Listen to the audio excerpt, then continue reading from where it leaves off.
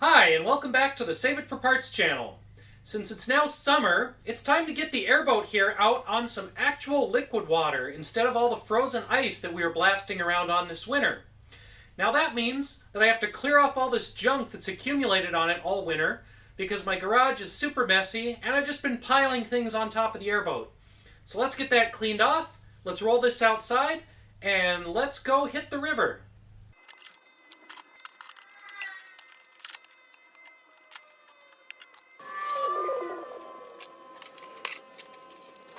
Well, let's make sure it still runs.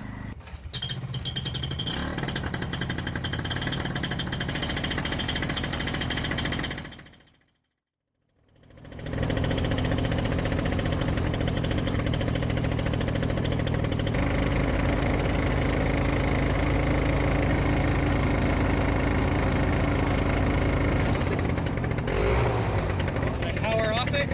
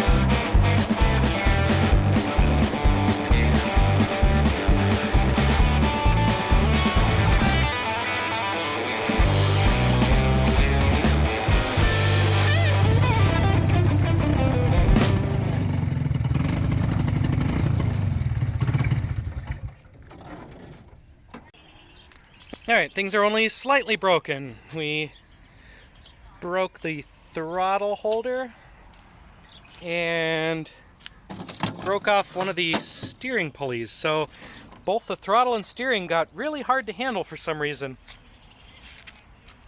Okay, we got the airboat put back in the garage, and I just need to fix those things that broke, and then we'll take this out again another time. So aside from breaking a few things, the engine actually worked a lot better today.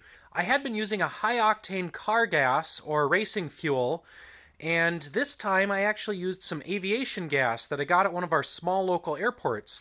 And that actually worked a lot better. The engine seemed to run a lot smoother, and it got up to cruising speed a lot more easily. So I'm going to try to use that aviation fuel more in the future. Now, it does still have to be mixed with synthetic motor oil, just as the car gas did. Now, you might have noticed in the video I did not get up to full planing speed because I'm still a little worried about this thing's tendency to spin out.